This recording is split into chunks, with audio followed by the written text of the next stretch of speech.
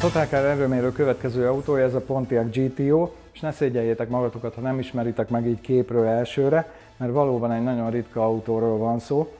Egyébként a Pontiac GTO, mint olyan, Amerikában 1975-ig létezett, mint muscle car, és tulajdonképpen ez a reinkarnációja ezeknek a régi modelleknek.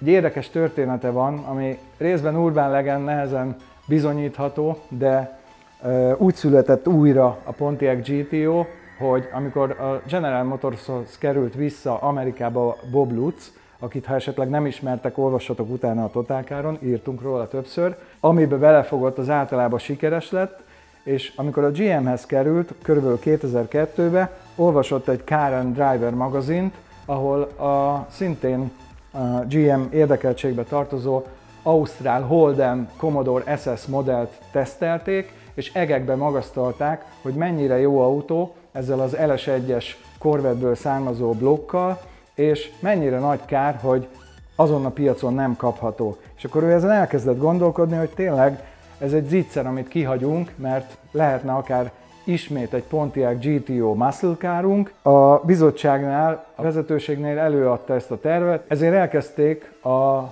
Holden Monaro alapjára gyártani az újkori Pontiac GTO-t.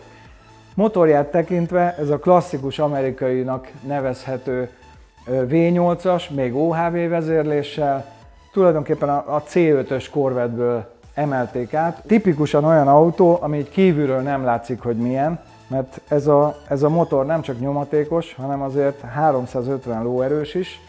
Kíváncsiak vagyunk, hogy itt a mérőpadon tudja ezt a 350 lóerőt.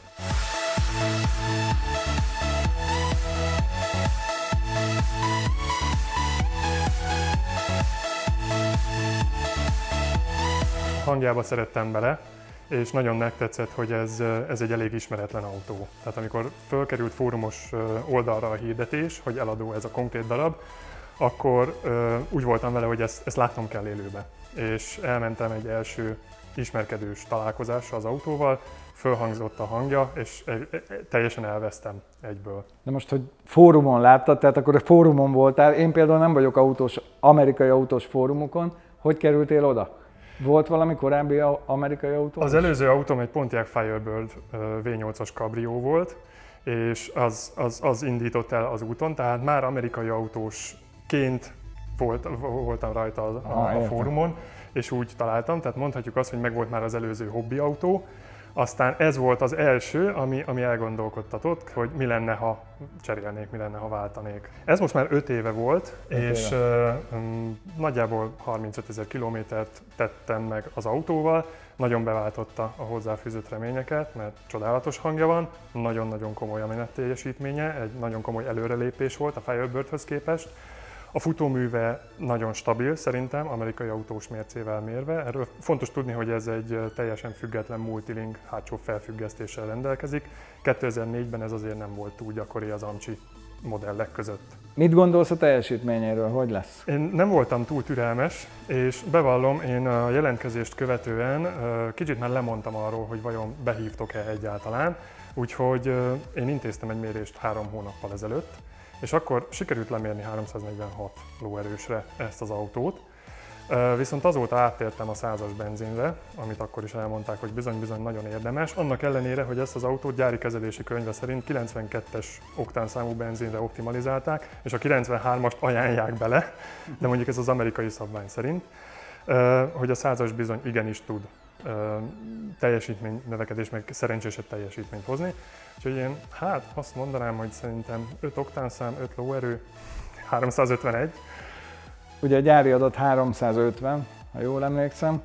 Én, nem tudom, most már bizonytalan vagyok, hogy mit mondjak. Meg lesz a 350.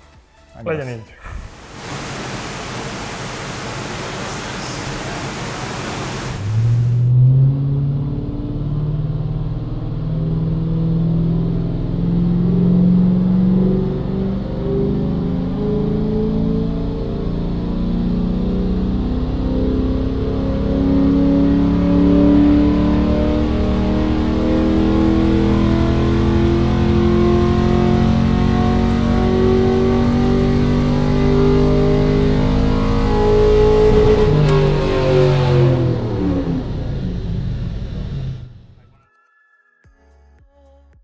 Car Vertical mai mintajelentésében egy autónak már nem nevezhető roncsot mutatunk. A rendszer szűrőjén fennakadt Pontiac GTO-t a róla készült fotók alapján idén vélhetően fának csapták a vezető oldalán, majd szétbontották, ennek ellenére félő, hogy az alvásszáma egy másik, zűrös előéletű példányba kerül majd. Nagyon hasznos az alvásszám megadásával ellenőrizni minden európai és amerikai használt autót a vásárlás előtt. A Car Vertical ebben segít, szolgáltatását 20% kedvezménnyel használhatjátok a videó alatt található linkre kattintva. A gyári értékeket gyönyörűen hozta, 350 lóerő, nagyon szép a görbe. Itt van egy ilyen furcsa emelkedés a nyomaték görbén, látszik a teljesítmény görbén is, hogy itt a meredeksége egy picit meredekebbre vált, tehát nő. Ez azért van, mert ez egy viszonylag régi típusú automata váltó van az autón, és nem lehet azonnal padlógázzal gyorsítani, mert akkor visszadobja kettesbe. Tehát nem lehet bezárolni egy 3-as fokozatot, és abban mérni, mert a viszonylag kis fordulatszámnál visszadobja kettesbe, ekkor ugye megszakad a mérés, mert hibát érzékel a pad, ezért fokozatosan kezdte nyomni a Péter a gázt, és itt 2800-3000-nél itt már padlógázon volt. Tehát elképzelhető, hogy itt lent még lenne egy pár newtonméterrel több, de igazság szerint nagyon keveselni nem kell, mert ez itt a 400-as vonal, és így is mondjuk 3/4 gázzal 2000-es fordulat után 2200-on 400 Nm fölött van a nyomaték, és végig a teljes fordulatszám tartományban végig 400 Nm fölött van. A teljesítménygörbe ugyanígy 2500-as fordulatnál már 150 lóerő fölött van, tehát azért ezt a motort nem nevezném gyengének. A végén pedig nagyon szépen ellaposodik, ahogy jól megtervezett motoroknál van, 5000 és 6000 között végig ott 340 lóerő fölött. Nyilván tudom, mit fog mondani a tulajdonos, de azért megkérdezem, elégedett vagy a mért értékekkel? Igen, elégedett vagyok. Egyszerűen nem lehet letörölni a vigyort az arcomról, még fülhallgatón keresztül is. Egy egyedülálló élmény volt ezt a Verdát így hallgatni kívülről. Ugye sose adódik meg nekem az az élmény, hogy kívülről terhelés alatt halljam az autót, és hát ez futkosott a libabőrre a hátamon. Nagyon-nagyon egyedülálló volt, és azt gondolom, hogy nagyon szépen sikerült kis teljesítmény növekedést is látni a mostani tesztelés alkalmával. Igen, elégedett vagyok.